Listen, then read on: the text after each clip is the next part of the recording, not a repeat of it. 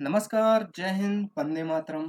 दोस्तों स्वागत है आप सभी का हमारे यूट्यूब चैनल नॉलेज अफेयर्स में। दोस्तों जैसा कि आपको स्क्रीन पे दिख रहा होगा, आप चीन की सेना में भर्ती होंगे गोरखा सैनिक्स।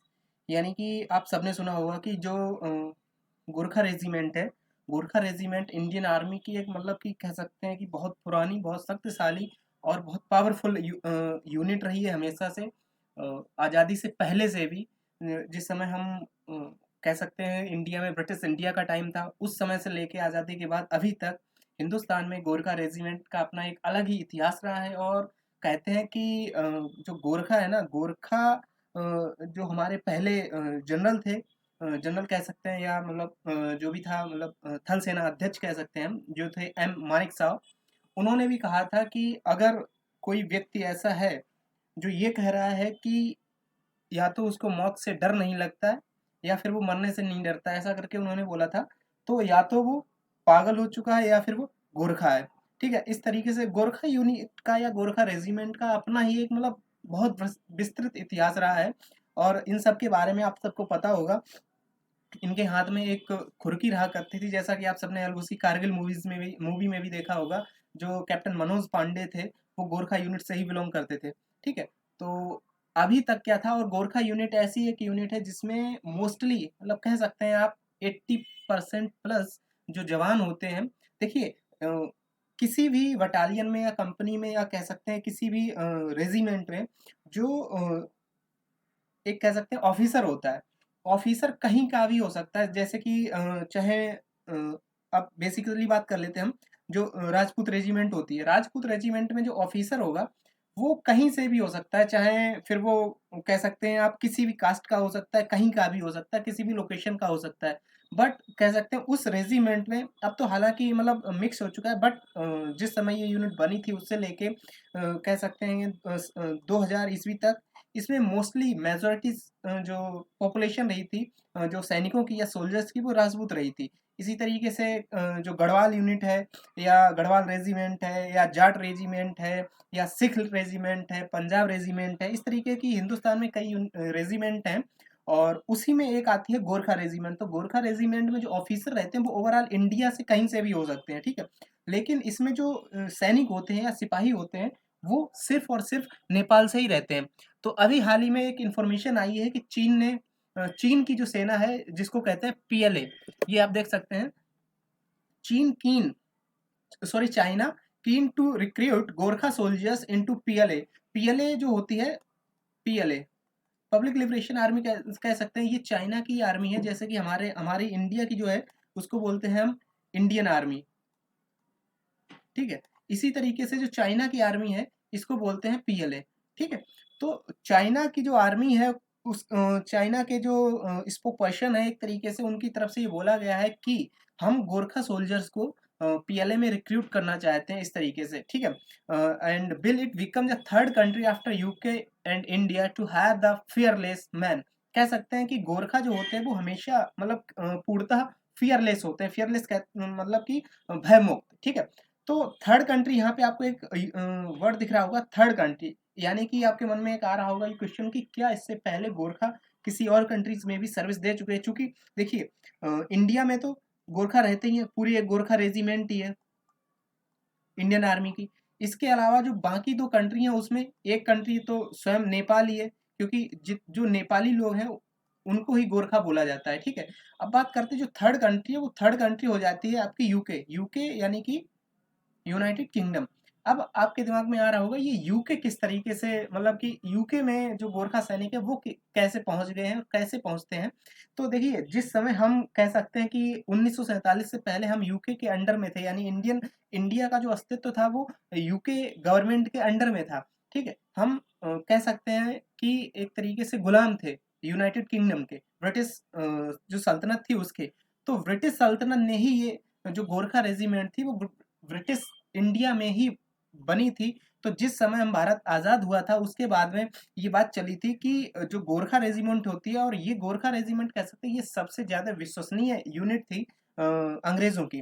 ठीक है, आपने अगर पढ़ा होगा या नहीं पढ़ा है फिर भी मैं बता देता हूँ। जो जलियांवाला बाग हुआ था, जलियांवाला बाग हत्याकांड जो हुआ था, उसमें भी जो जनरल डायर था, जनरल डायर ने जब गोलियाँ चलवाई थी, तो उस समय जो जिस यूनिट ने गोलियाँ चलाई थी, जो रेजिमेंट थी, वो गोरखा यूनिट ही थी, ठीक है? और गोरखा यूनिट के बारे में सिंपल सा आपको सामने दिख ही रहा होगा कि फियरलेस रहते हैं, ठीक है? The fearless. और इसका जो अस्तित्व है, तो जब 1947 में जब भारत आज़ाद हुआ था, तब ये आपस में डिसाइड हुआ कि आखिर गोरखा जो रेजिमेंट है उसको बिल्कुल ही समाप्त कर दिया जाए, या फिर इसको मतलब कि आगे भी इसको सर्विस में रखा जाए।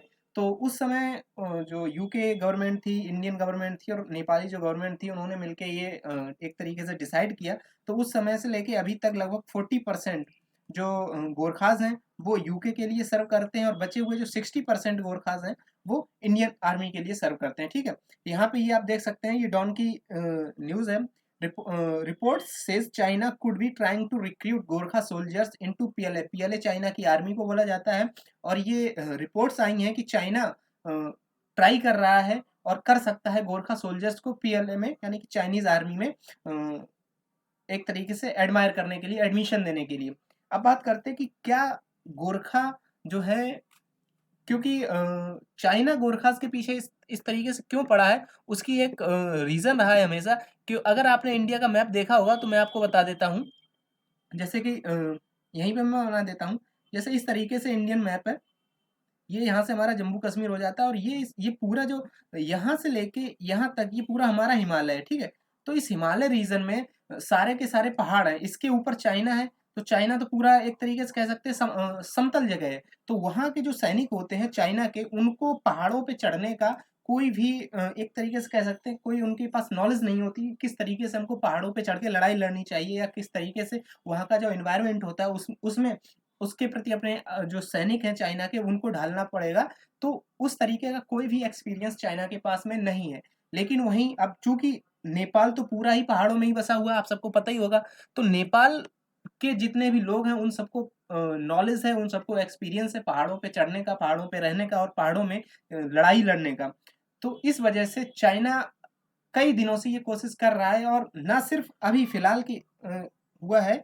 ये 1962 में जब हमारी जंग हुई थी चाइना से, 1962 में, उस समय से चाइना ये कोशिश कर रहा है कि गोरखास को हम अपने आर्मी में ले लें, या गोरखा हमारी आर्मी में भर्ती हो जाए। लेकिन उस समय की सिचुएशन रही होगी, या जो नेपाली लोग थे जो गोरखा रेजिमेंट में जाते हैं, उन्होंने उस समय चाइना के लोगों को सीधा मना कर दिया, चाइना गवर्नमेंट को, कि नहीं, हम इंडियन गवर्नमेंट को ही सर्विस देंगे।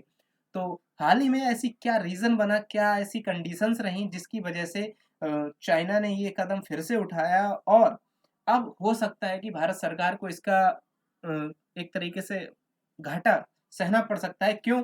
क्योंकि जो गोरखास हैं, अब इंडिया में तो इंडियन आर्मी है ही। अब चाइना चाहता है कि उधर से चाइना जब फ्यूचर में, मतलब कि एक तरीके से फ्यूचर की प्लानिंग होती है, उधर से जब फ्यूचर में चाइना कभी भी इंडिया पे अटैक करेगा, या इंडिया चाइना की वॉर होगी, तो वो उधर से पहाड़ी लोगों को ही, यानी जो गोरखाओं को उसने भर्ती किया है, उनको, हमारे इधर वाले जो आर्मी वाले हैं, जो फौजी जो हमारे इधर के एक तरीके से कह सकते हैं गोरखास हैं, या जो पहाड़ी क्षेत्र के में चढ़ने में निपुण है, लड़ाई लड़ने में निपुण है, उनके साथ में भिड़ा देगा। इस तरीके की उसकी रणनीति रही है। और इसके पीछे की मेन वजह आप सबको दिख रहा होगा स्क्रीन पे, अग्निपथ स्कीम। अब अग्निपथ स्कीम के बारे में हालांकि आप सबको पता ही होगा, बताने की कोई ज़रूरत नहीं है। अग्निपथ स्कीम को गवर्नमेंट ने अनाउंस किया था, और ये आप देख सकते हैं 14 जून 2022 को ये डिफेंस मिनिस्टर हैं हमारे राजनाथ सिंह जी, ठीक है, इन्होंने इस स्कीम को लॉन्च किया था। और इस स्कीम में ये बोला गया था कि जो जितने भी बच्चे, अब जो भी रिक्रूट होंगे, नए जो भी आर्मी में जाएंगे, फौजी बन के जाएंगे, उनको मात्र 4 साल के लिए आर्मी में रखा जाएगा, ठीक है? और 4 साल रखने के बाद में, उसके बाद में उनकी परफॉर्मेंस देखी जाएगी, उनका जो भी बिहेवियर वगैरह, जो फिजिकल टेस्ट वगैरह या अदर जो भी टेस्ट होंगे, उसके बाद में उनको आगे अगर प्रमोट किया जाएगा। और अदरवाइज अगर आप उसमें फेल हो जाते हैं, तो आपको फिर रिमूव कर दिया जाता है, और आपको जो भी फंडिंग वगैरह होती है, जो भी आपके पैसे वगैरह होते हैं, वो आपको दे के वापस विदाई दे दी जाएगी। ऐसा अग्निपथ स्कीम का कह सकते हैं आया था, जिसमें नेवी आर्मी, नेवी और एयरफोर्स, तीनों सेनाओं में ऐसा करने का प्लान भारत सरकार ने बनाया था। और अग्निपथ स्कीम में की जो कह सकते हैं एज लिमिट थी, वो 17.5 से स्टार्ट होके 21 साल तक जानी थी, ठीक है? और इसमें ये देखिए, आपको दिख रहा होगा, फर्स्ट ईयर जो सैलरी थी वो पैकेज फर्स्ट ईयर सैलरी जो पैकेज था वो 4.76 लाख अप्रोक्स था, यानी कुल मिला के 12 महीने का अप्रोक्स 40,000 के समथिंग पर मंथ। ठीक है, और अपग्रेड होके यही आपका पहुंच जाता लगभग 7 लाख के अप्रोक्स। ठीक है, ये फोर्थ ईयर में, मतलब कि फर्स्ट ईयर में आपका 40,000 पर मंथ रहेगा, उसके बाद सेकेंड ईयर में हो सकता है ये 42 या 45 कर दें, थर्ड ईयर जो रहेगी उसमें 50 कर दें, और उसके बाद में लगभग लगभग 55,000 के समथिंग ये आपकी हो जाती सैलरी। ठीक है, अब बात करते हैं पोस्ट रिलीज सेवानिधि पैकेज जो है वो लगभग आपको 11 लाख मिलेगा। जैसे कि लास्ट में जब आप रिजाइन या आपको आपके 4 वर्ष कंप्लीट हो जाते हैं जिन फौजियों के, और उनको अगर उन बच्चों को निकाला जाएगा या उन बच्चों को मतलब कि सेवा से सेवारत किया जाएगा, ठीक है, सेवानिवृत्त किया जाएगा, तो उस समय उनको लगभग 11.5 लाख रुपए, लगभग 12 लाख मान लीजिए, 12 लाख रुपए आपको कैश दिया जाता था, कैश दिया जाएगा। उसके बाद में मतलब कि आपको डिप्लॉय कर दिया जाता, आप मतलब कि आपको एक तरीके से आर्मी से सेवानिवृत्त कर दिया जाता। ठीक है, और इस हिसाब से कुल मिला के आपको लगभग बीच में यदि आपको कुछ होता है तो आपको लगभग 48 लाख रुपए का एक तरीके से इंश्योरेंस मिल रहा था। जैसे कि सपोज आप क्या आपकी 2 साल हुए वहाँ पे मतलब ड्यूटी करते हुए, और 2 साल के बाद में कोई दुर्घटना घट जाती है ऐसी, सपोज कोई वॉर हो जाता है या कोई आतंकी हमला हो जाता है या कुछ भी हो जाता है, तो उस समय उस कंडीशन में आप या मतलब कि फिजिकली हैंडीकैप हो जाते हैं या आप शहीद हो जाते हैं, तो कुछ भी ऐसी कंडीशन रहती है तो उसमें आपको ये 48 लाख रुपए आपके घर वालों को मिलता है। ये एक तरीके से आपका इंश्योरेंस था। ठीक है, और इसी के अलावा आपको अग्निवीर स्किल सर्टिफिकेट भी मुहैया कराया जाता, जो कि भारत सरकार के द्वारा कराया जा रहा था। इसके बाद में यदि आप दूसरी सेना में, जैसे पैरामिलिट्री फोर्सेज है, सीआरपीएफ है या सीआईएसएफ है, जो भी पैरामिलिट्री फोर्सेज, लगभग हमारी 7 से 8 पैरामिलिट्री फोर्सेज हैं, जिसमें आरपीएफ है, सीआईएसएफ है, सीआईएसएफ है, सीआरपीएफ है, असम राइफल्स है, बीएसएफ है, ठीक है, और आईटीबीपी है, एसएसएफ है, और कई हैं जो जिनमें आपको अगर आपके पास में अग्निवीर का जो सर्टिफिकेट होगा तो उसमें आपको कुछ प्रायोरिटी दी जाती। ठीक है, ये अग्निवीर स्कीम की कुछ थी, और लगभग G20 समिट में भी इसका अग्निपथ स्कीम का भी बोल किया गया था।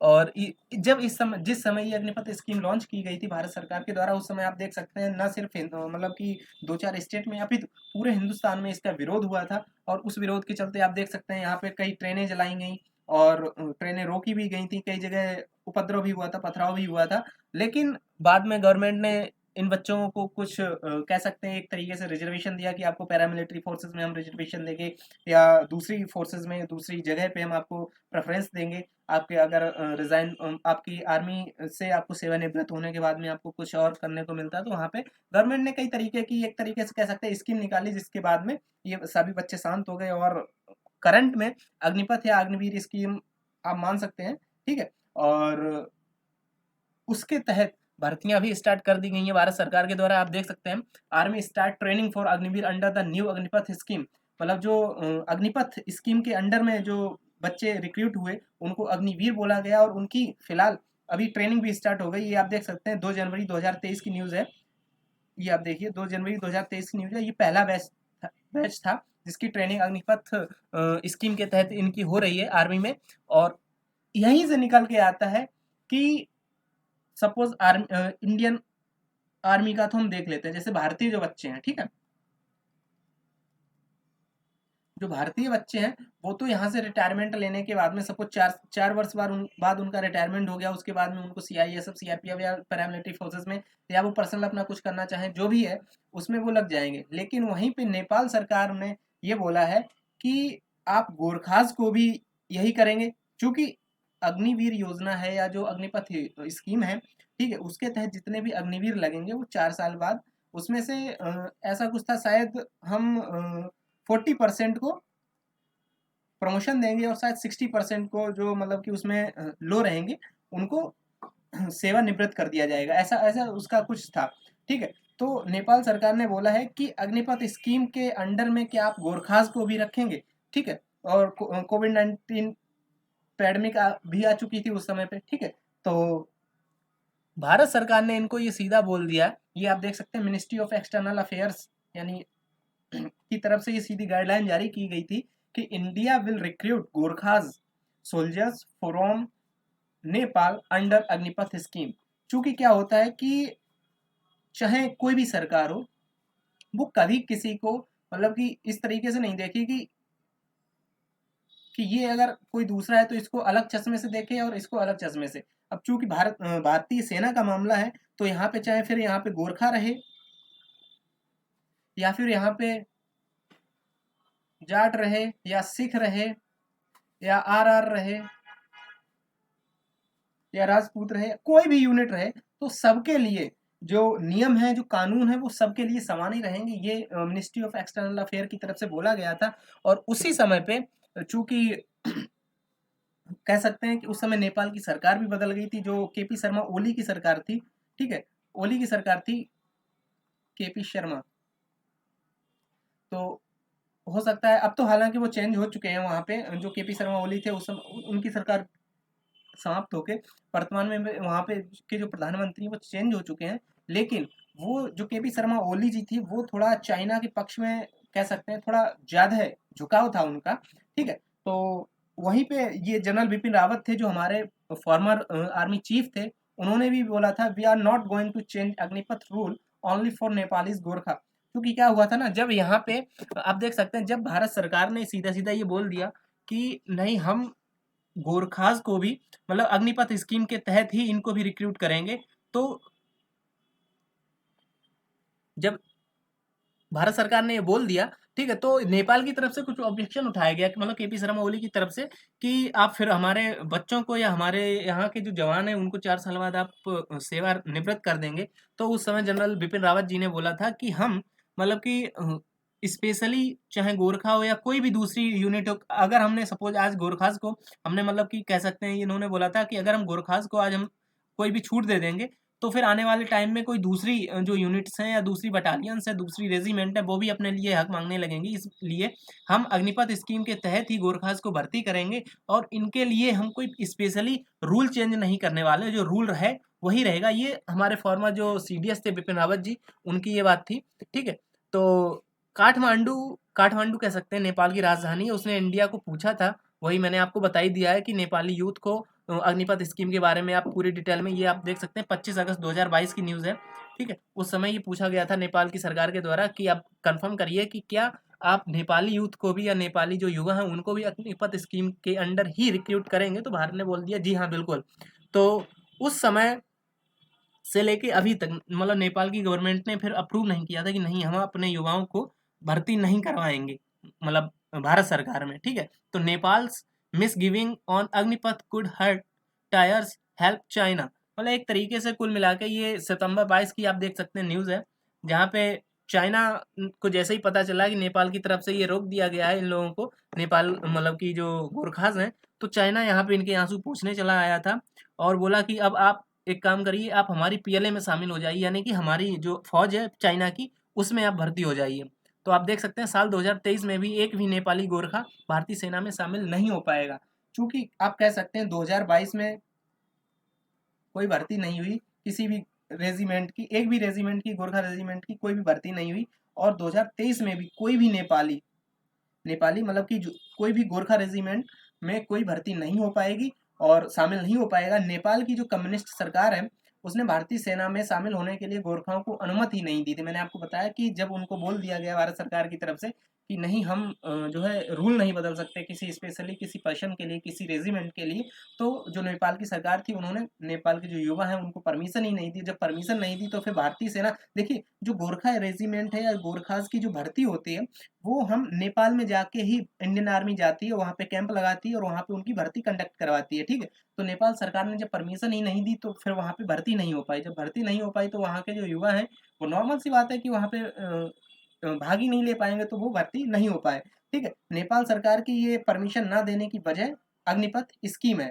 नेपाल को भारत की इस योजना से आपत्ति है। नॉर्मल मैं आपको पहले ही एक्सप्लेन पूरा कर चुका हूँ। ये हमारे फॉर्मर सीडीएस हैं जनरल बिपिन रावत जी, इन्होंने ही इसको रिकमेंड किया था। और ये स्वयं भी आप देख सकते हैं, ये Gorkha rifles 11th Gorkha rifles से ये बिलोंग करते थे, 5th बटालियन। देखिए, ये कमीशन हुए थे 5th बटालियन में, 5th battalion of 11th Gorkha rifles. ठीक है, गोरखा रेजिमेंट की 5th बटालियन में इनको डिप्लॉय किया गया था। और रिसेंटली आपने देखा होगा कि दक्षिण भारत में एक विमान क्रैश में तमिलनाडु में इनकी कह सकते हैं एक दुर्घटना हो गई जिसमें इनकी मृत्यु हो गई थी। ठीक है, और ये सामने आपको दिख रहे होंगे, ये हमारे हैं सैम मोनिक्सा, जो कि हमारे एक फील्ड मार्शल थे, देश के पहले फील्ड मार्शल थे। और इनके नेतृत्व में ही जिस समय इंदिरा गांधी जी प्रधानमंत्री थी, उस समय हमने 1971 का वॉर किया था भारत पाकिस्तान के साथ में। ठीक है, और सिर्फ 13 दिनों में ही इन्होंने पाकिस्तान की सेना को आत्मसमर्पण के लिए मजबूर कर दिया था, जिसमें पाकिस्तान के, ये संख्या आप देख सकते हैं, 93,000 फौजियों ने सरेंडर किया था।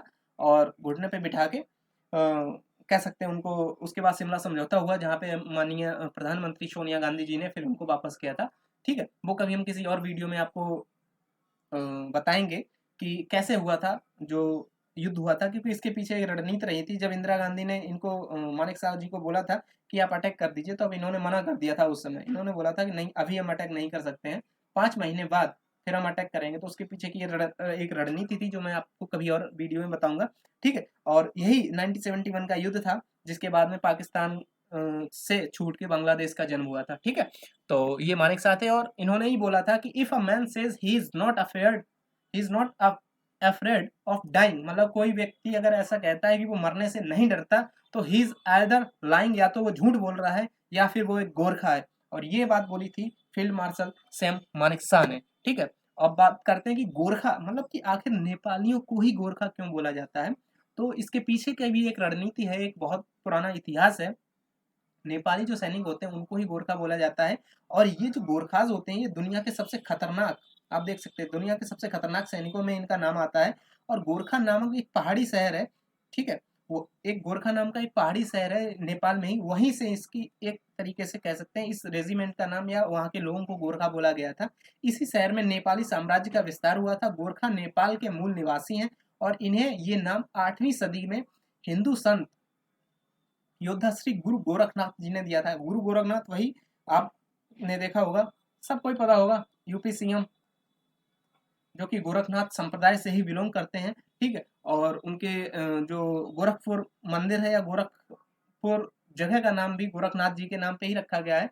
तो वहीं जो संत थे श्री गोरखनाथ जी, उन्होंने ही इनको ये नाम दिया था गोरखा। ठीक है, तो गोरखा रेजिमेंट के जवानों की पहचान है तिरछी तिरछी गोरखा है, और उनकी खुकरी, खुकरी मैंने आपको स्टार्टिंग में बताया था, जो एक तरीके से उनका चाकू होता है, वो आगे से मुड़ा हुआ होता है। और इस रेजिमेंट का नारा है जय महाकाली आयो गोरखाली। यदि आपने येलोसी कारगिल देखी हो तो उसमें ये नारा आप सबने सुना होगा। मतलब हर रेजिमेंट का एक अपना एक अलग नारा होता है। यदि आपने देखा हो, जैसे कि मुझे राजपूत रेजिमेंट का पता है।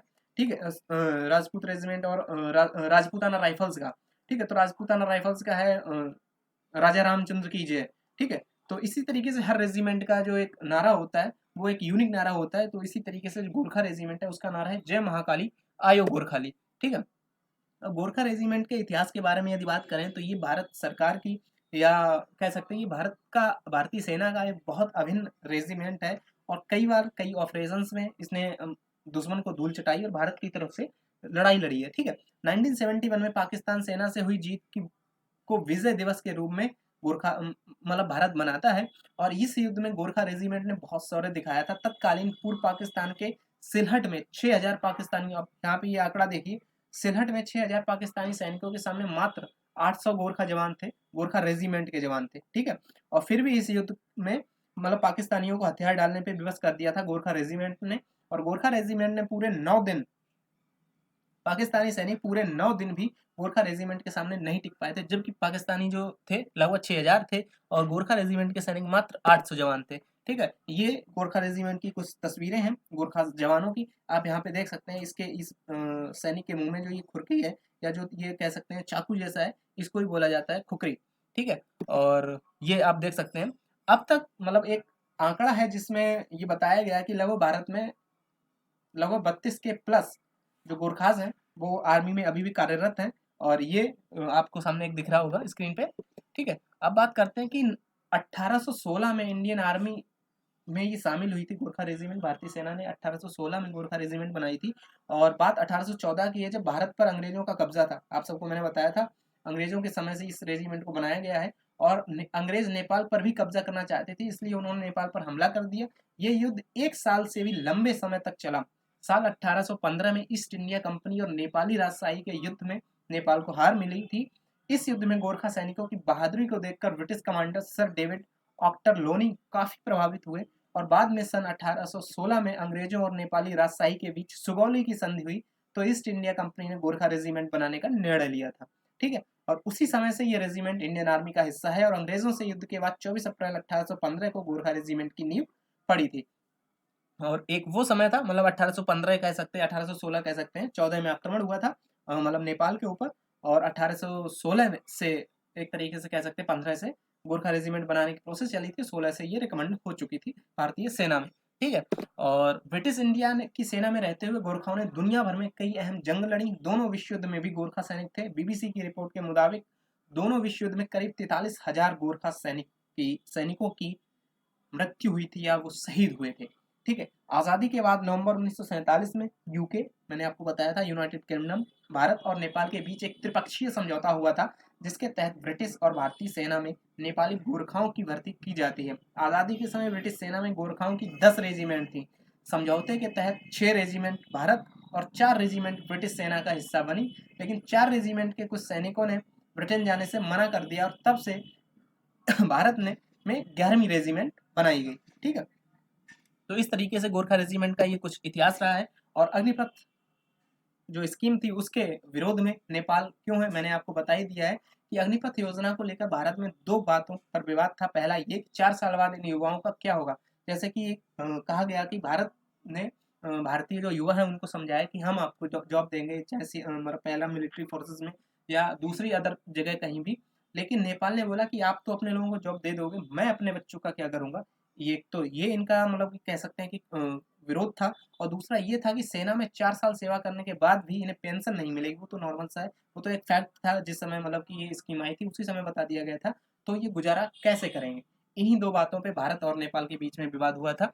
ठीक है, और इसकी एक रिपोर्ट आई थी जिसमें मतलब कि कह सकते हैं कि गोरखा जो रेजिमेंट है उसकी सैलरी और जो पेंशन है उसमें लगभग हर साल भारत को लगभग 4300 करोड़ रुपए का मतलब खर्चा आता है। इस एक ऐसी कुछ इंफॉर्मेशन है। ठीक है, तो उसी एक तरीके से भारत सरकार ने मतलब कि जो एक प्रेशर होता है पैसे को रिड्यूस करने के लिए ये ऐसी स्कीम लॉन्च की थी, क्योंकि हमारा जो आर्मी का जो बजट होता था उसका लगभग 70% सॉरी 60% जो पैसा होता था। जैसे सपोज 100 रुपए मिले तो 100 रुपए में 60 रुपए तो हम पेंशन और जो सैलरी होती है उसी में खर्च कर देते हैं। बचे 40 रुपए, 40 रुपए में हम कारतूस खरीदेंगे या अपाचे अपाचे हेलीकॉप्टर खरीदेंगे या मिसाइल खरीदेंगे या एस-400 खरीदेंगे या क्या खरीदेंगे। इस वजह से भारतीय सेना ने मैंने मतलब कि ये तैयारी की थी और सीडीएस जनरल बिपिन रावत जी के नेतृत्व में ऐसा निर्णय लिया गया कि हम अब अग्निवीर जैसी योजनाओं को लॉन्च करेंगे। ठीक है, और नेपाल के जो पूर्व प्रधानमंत्री थे मैंने आपको बताया था केपी शर्मा ओली, ये जो व्यक्ति था केपी शर्मा ओली, इन्हीं की सरकार में जो भी हुआ था उसी के समय मतलब उन्हीं के समय ये सारा किया धरा था, क्योंकि ये थोड़ा चाइना के पक्षधर ज्यादा थे। ठीक है, तो सरकार में विदेश मंत्री रहे प्रदीप ग्यावाली के मुताबिक अग्निपथ योजना 1947 की त्रिपक्षीय संधि का उल्लंघन है।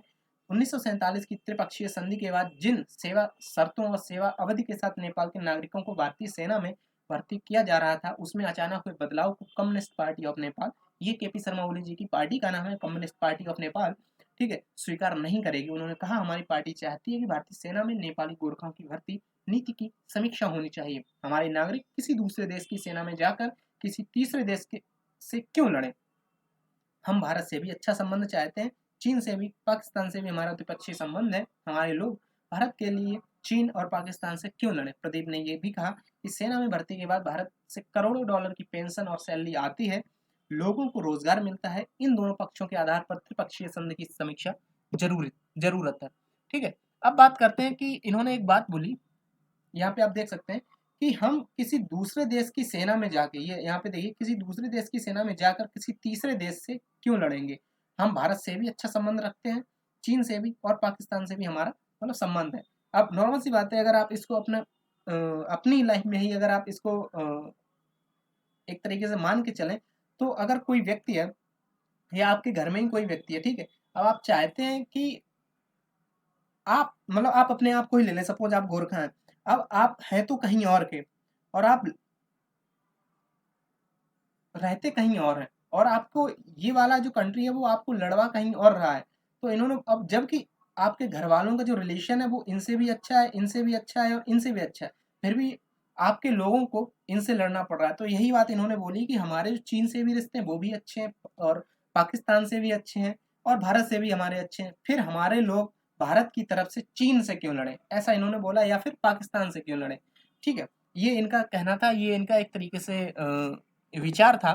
ठीक है, हर साल भारतीय सेना में लगभग 1300 गोरखास भर्ती होते हैं, लेकिन पिछले 2 साल से भारतीय सेना में कोई भी गोरखा रेजिमेंट का कोई भी भर्ती नहीं हुई है। ठीक है, भारतीय सेना में 40,000 के करीब गोरखा सैनिक मौजूदा समय में हैं। मैंने आपको बताया लगभग 32,000 प्लस तो है, कहीं-कहीं 40,000 का आंकड़ा भी दिया गया है, और जबकि 1.5 लाख रिटायर्ड फौजी हैं, जो गोरखा रेजिमेंट से रिटायर्ड हो चुके हैं।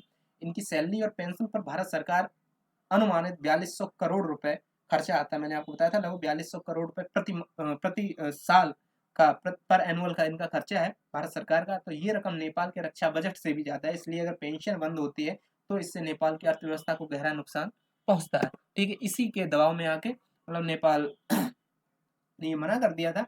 और चाइना में jump into recruit Gorkha soldiers, जो चाइना ने कोशिश की है कि उसने ये ऑफर फिर से दिया है कि नेपाल की सरकार को कि आप अपने जो फौजी हैं या गोरखाज आपके यहाँ के जो युवा हैं उनको हम पीएलए में शामिल करना चाहते हैं। तो हालांकि अभी उसने सिर्फ ऑफर दिया, और ये ऑफर से पहली बार नहीं है, इससे पहले भी चाइना 1965 में ये ऑफर दे चुका है। और China's PLA battle mental health crisis and tensions with India Taiwan. मतलब कुल मिला के ये फ्यूचर की प्लानिंग कर रहा है ताइवान के साथ में और इंडिया के साथ में, मतलब वॉर के लिए। ठीक है, और यही कुल मिला के इनकी सीन थी गोरखाज का। ठीक है, और ये तो आगे देखना पड़ेगा मतलब फ्यूचर में क्या होती है। भारत, हाँ, हालांकि इससे भारत सरकार को ऑब्वियसली टेंशन होनी चाहिए, क्योंकि अब कोई व्यक्ति है कि वो आपकी तरफ से लड़ रहा है, आपके द्वारा ट्रेनिंग दी गई, सब कुछ दिया गया है, और चूंकि जो पहाड़ी एरिया है वो उसमें रहा है, और उसमें रहने के सारे गुण उसको पता है। अगर वहाँ आपके यहाँ की नीतियों का फ़ायदा उठा के मतलब चाइना अगर इन फौजियों को ले जाता है, तो आने वाले समय में जब भी हमारी चाइना से झड़प होगी तो हो सकता है कि ये हमारे लिए अच्छा समाचार लेके ना आए। बट चूंकि ऐसा पहले भी हुआ था 1962 में। 1962 में जब हमारा भारत चाइना का वॉर हुआ था, उस समय भी चाइना ने बोला था मतलब नेपाल के युवाओं को, नेपाल के लोगों को कि आप हमारे आर्मी में आ जाइए। लेकिन उस समय यहाँ के लोगों ने मना कर दिया था कि नहीं, हम भारत की तरफ से ही लड़ेंगे और हम भारतीय सेना में ही रहेंगे। और लेकिन वही बात है कि वक्त बदल जाते हैं, नियम बदल जाते हैं, राजा बदल जाते हैं, तो एक तरीके से पॉलिसीज़ बदल जाती हैं। और पॉलिसीज़ बदलने पे अब चूँकि इनके अंदर कितना भी भारत के प्रति प्यार हो, सम्मान हो या स्नेह हो, कुछ भी हो, लेकिन अगर यहाँ की अर्थव्यवस्था चरमरा गई, यहाँ पे महँगाई बढ़ जाएगी नेपाल में, और यहाँ के लोग यदि मतलब एक तरीके से कह सकते हैं अगर भूखे रहने पे मजबूर हो जाएँगे, तो उनकी भी मजबूरी रहेगी कि या तो भारत में एंट्री हो। अब भारत में चूँकि यहाँ की गवर्नमेंट अप्रूव नहीं कर रही, तो भारत में कैसे मतलब कि ये आ सकते हैं। और अगर नहीं आएँगे, इनको अगर अच्छा पैकेज मिलेगा तो भाई चाइना, हो सकता है चाइना की तरफ ये इनका झुकाव हो जाए। ये देखना आगे भारत की डिप्लोमेट क्या करते हैं, भारत की जो राजनीति है, भारत की तरफ से भारत के स्पोक्सपर्सन क्या करते हैं। ठीक है, बाकी ये तो रिपोर्ट बताएंगी। China want to know why Nepali young man are joining Indian army. ये तो बस वही है, पॉलिटिकल बातें हैं। ठीक है, बाकी भारत के साथ 1962 के युद्ध के बाद पीएलए ने नेपाली गोरखा सैनिकों को से भी अनुरोध किया था, लेकिन नेपाल ने अनुरोध को ठुकरा दिया था। लेकिन बस वही बात है कि उस समय की सरकारें दूसरी थी, उस समय के राजा दूसरे थे, और उस समय का जो समय था वो ही दूसरा था। वर्तमान समय अलग है, वर्तमान की रणनीतियाँ अलग हैं, पॉलिसीज़ अलग हैं, और नेता अलग हैं, कह सकते हैं। तो अगर नेपाली गोरखा चीन की पीपल्स लिबरेशन आर्मी में जाते हैं, तो चीन, भारत और ब्रिटेन के बाद ऐसा तीसरा देश बन जाएगा जिसकी सेना में नेपाली गोरखा होंगे। चूँकि मैंने आपको बताया था, अभी तक यूके, नेपाल और इंडियन आर्मी, ठीक है, केवल 3 देश ऐसे हैं जिसमें गोरखास रहते हैं। अगर ये चाइना की आर्मी में शामिल हो जाते हैं तो चाइना चौथा देश बन जाएगा जहाँ पे गोरखास होंगे। ठीक है, तो ये था गोरखा से रिलेटेड हमारा एक तरीके से कह सकते हैं कि डिस्क्रिप्शन। कैसा लगा आपको? अगर आपको अच्छा लगा हो तो हमारे चैनल को सब्सक्राइब करें और बेल आइकन दबाना जरूर ना भूलें, क्योंकि ये डेली मैं आपको कुछ ना कुछ नया अपडेट देता रहूँगा। ठीक है, बाकी मिलते हैं आपसे नए वीडियो में। मैं इसमें डिस्क्रिप्शन में एक अपना दूसरा चैनल का नाम डाल दूंगा, ठीक है, उसको भी आप लोग जाकर सब्सक्राइब अवश्य कर लीजिएगा। Okay, bye bye.